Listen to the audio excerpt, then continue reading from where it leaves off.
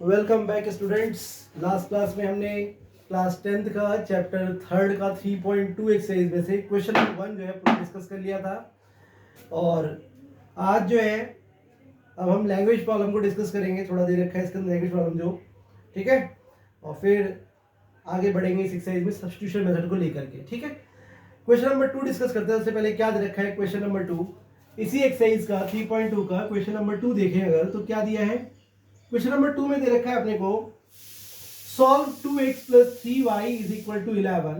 Solve 2x plus 3y is equal to 11। पहली equation दे रखी है और दूसरी इक्वेशन दे रखी है 2x minus 4y is equal to -24। मुझे यानी कि x और y की वैल्यू निकालनी है। सॉल्व करने का मतलब यही है कि मुझे इनकी में x और y की वैल्यू निकालनी है, ठीक है। एंड हेंस फिर इसके बाद क्या करना है मुझे, and hence find the value of m, find the value of m for which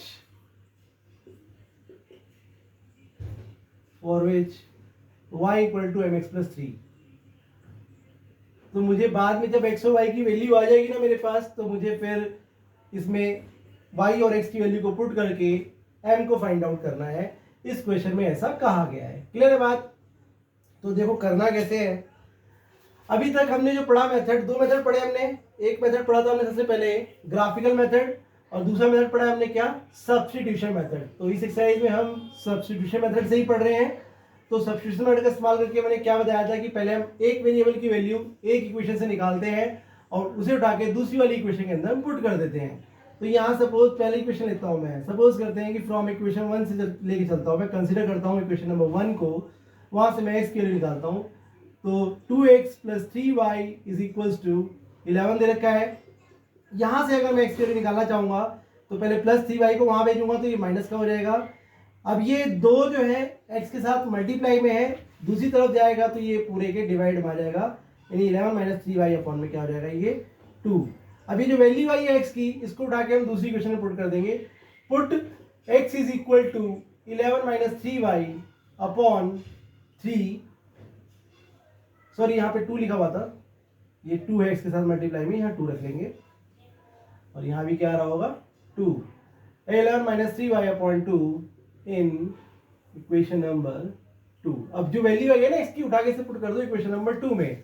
तो जहाँ x लिखा है उसकी जगह लिख दो 11 माइनस 3y अपॉन 2, इसकी जगह रख दिया मैंने यहाँ पे माइनस y, तो y है तो y को तो करना ही नहीं है, इज इक्वल टू -24।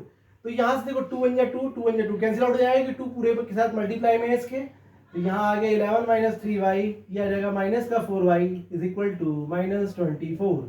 तो -3y कितना हो जाएगा, माइनस का 7y, क्योंकि माइनस माइनस क्या होता है, प्लस होता है। और जो साइन बड़े डिजिट पे होता है वही साइन हम फॉरवर्ड मतलब कि उसे आगे लेके जाते हैं। तो यहाँ पे 11 minus 7y is equal to आ गया -24। This implies that -7y is equal to -24 minus 11, क्योंकि प्लस का 11 हमारा क्या बन जाएगा, माइनस का। इसे कॉपी करेंगे फिर इसके आगे हम करते हैं।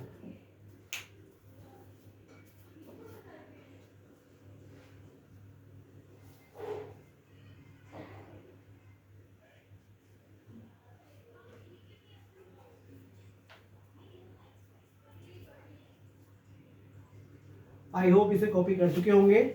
यहाँ से हमने x की वैल्यू निकाली थी, जो x की वैल्यू आई उसे उठा के मैंने इक्वेशन नंबर 2 में पुट कर दिया।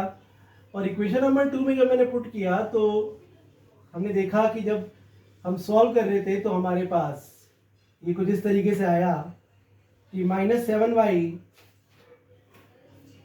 Is equal to, minus minus plus होता है अगेन, तो ये 35 हो जाएगा और बड़ी डिजिट पे माइनस है तो माइनस आ जाएगा।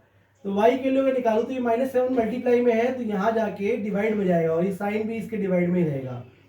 तो माइनस से माइनस कैंसिल आउट हो जाएगा, 7 1 जा 7, 7 5 जा 35। तो y के लिए देखी जाए तो कितनी आ गई बेटा, 5। अब जैसे कि मैंने पहले ही बताया हुआ है कि जिस वैल्यू को निकाला है हमने, इसे उठा के चाहे तो जो वैल्यू आ चुकी है y की, इसे उठा के तुम या तो इक्वेशन 1 में पुट कर दो या इक्वेशन 2 में पुट कर दो, कहीं भी पुट कर सकते हो, तुम्हारा आंसर जो है निकल के आ जाएगा। तो मैं y इक्वल्स टू 5 जो है इक्वेशन 1 में पुट करता हूँ इन इक्वेशन 1, तो मेरे पास क्या आता है 2x plus 3 into 5 is equals to 11। तो यहाँ से देखा जाए तो 2x प्लस 3 5 जा कितना होता है बेटा 15। तो ये जो आ जाएगा ये सब तो कॉपी कर ही चुके होंगे आप लोग पहले।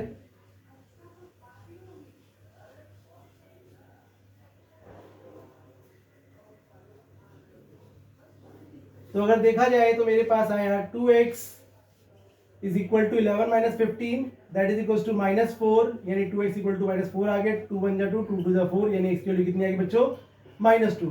तो मेरे पास x की वैल्यू -2 आ चुकी है, y की वैल्यू कितनी आ चुकी है 5। तो मेरे पास x और y की वैल्यू मिल चुकी है। अब मुझे यहाँ पे m की वैल्यू निकालनी थी और उसके लिए इक्वेशन दे रखी थी that was y equals to mx plus 3। तो एग्जाम में अगर ऐसा क्वेश्चन आता है तो हमें m की वैल्यू कैसे निकालनी होगी, पहले हम x और y की वैल्यू निकालेंगे by using the method of substitution, क्योंकि यहाँ हमने अभी यही पढ़ा है। ठीक है, तो y की जगह यहाँ पुट कर दो 5 m इंटू एक्स की जगह क्या रख दोगे -2 और ये क्या रहेगा बेटा +3। तो ये कितना आ गया 5 -2 इंटू एम कितना हो जाएगा -2m, ये प्लस का 3 जब इधर आएगा तो क्या बन जाएगा ये बन जाएगा -2m is equals to 5 plus का 3 यहाँ क्या हो जाएगा माइनस का, दैट इज इक्वल्स टू कितना आ गया 2, यानी कि -2m इक्वल्स टू आ गया 2 और 2 1 जा 2, 2 1 जा 2, तो m की -m इक्वल टू 1 आ गया, यानी m की वैल्यू क्या हो गई -1। तो इस तरीके से हम इस क्वेश्चन को सॉल्व कर सकते हैं। एग्जाम में अगर आए क्वेश्चन ये तो यही मेथड का इस्तेमाल करके आप इसे करेंगे। क्लियर है बात, ये इसे कॉपी करेंगे फटाफट, फिर आगे डिस्कस करते हैं हम।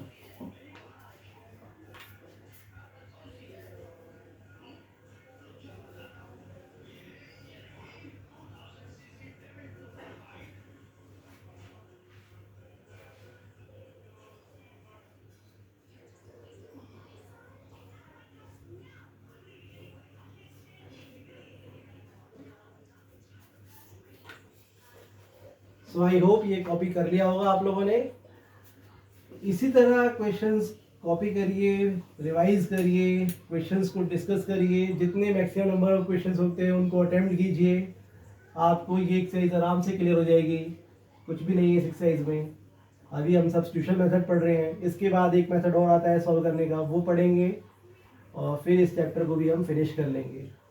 ओके चलो, तो अब जो है देखते हैं इसका नेक्स्ट क्वेश्चन जो है वो लैंग्वेज बेस्ड है थोड़ा सा, तो देखते हैं वो क्या कह रहा है और फिर उस हिसाब से उस इक्वेशन को हम सॉल्व करेंगे। इक्वेशन पहले हम बिल्ड करते हैं, इक्वेशन बनाते हैं अपनी तरफ से गिवन कंडीशंस को देख करके कि क्या कंडीशन कह रखी है क्वेश्चन के अंदर, क्या बोला गया है, क्वेश्चन को समझेंगे। ध्यान से पढ़ना है, लैंग्वेज प्रॉब्लम्स में यही है, तो उन्हें बहुत ध्यान से पढ़ना होता है। पहले क्वेश्चन को 1 बार 2 बार 3 बार पढ़िए, जब क्वेश्चन पूरा समझ में आना शुरू हो जाए उसके बाद आप इक्वेशन फॉर्म करेंगे, और इक्वेशन फॉर्म करने के बाद जो भी वेरिएबल आपने कंसीडर करे हैं एक्स और वाई लिए हैं, तो एक्स और वाई की क्या करोगे वैल्यू निकालोगे। जैसे कि क्वेश्चन नंबर 3 जो है, इसमें अब जो है क्वेश्चन नंबर 3 में क्या है, form the pair of linear equation for the following problems and find the solution bye substitution method. देखो कहा गया है कि पहले तुम पेयर ऑफ लीनियर इक्वेशन बनाओगे, फिर सब्स्टिट्यूशन मेथड का इस्तेमाल करोगे उसे सॉल्व करने के लिए, उसकी वैल्यू फाइंड आउट करने के लिए। देखो क्वेश्चन क्या रखा है, थर्ड का फर्स्ट पार्ट जो है दैट इज के difference between the two numbers is 26 and one number is 3 times the other, find them. देखो क्या कहा गया कि difference between the two numbers, तो पहले नंबर कंसीडर कर लो कि let the numbers are X and Y. मैं नंबर क्या मान लिया एक्स एंड वाई, तुम कुछ भी मान सकते हो, कोई से भी 2 वेरिएबल ले सकते हो, जो तुमको वेरिएबल इंग्लिश अल्फाबेट में पसंद है वो ले लो, कोई दिक्कत नहीं, कोई से भी 2 वेरिएबल ले लो, एक्स वाई ले लो, पी क्यू ले लो, जो तुम्हें वेरिएबल पसंद हो वो वेरिएबल ले सकते हो। तो मैंने नंबर्स क्या कंसीडर कर लिए एक्स एंड वाई। अब इसने कहा difference between the numbers is 26। अब देखो सीधी सी बात है, डिफरेंस बिटवीन द नंबर्स कितना देखा है 26। तो मैं सपोज करता हूँ एक्स बड़ा नंबर है, तो x minus Y is equal to कितना आ जाएगा 26 के रखा है। डिफरेंस का मतलब क्या होता है, दोनों के बीच का डिफरेंस, दोनों के बीच का अंतर कितना है, दोनों के बीच में कितना गैप है, दैट इज 26। तो दोनों नंबरों के बीच का डिफरेंस जो है दैट इज कितना है वो 26 है, यानी कि x minus Y equal to कितना रखा है 26। और फिर कहता है one number is 3 times the other.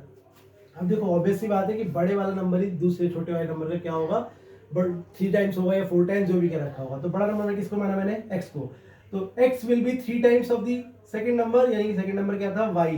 तो x equal to 3 times of y होगा। देखो कहा गया है कि one number is 3 times the other. देखो बड़े वाला नंबर ही दूसरे का 3 गुना 4 गुना 5 गुना जो भी कह रखा हो वही होगा।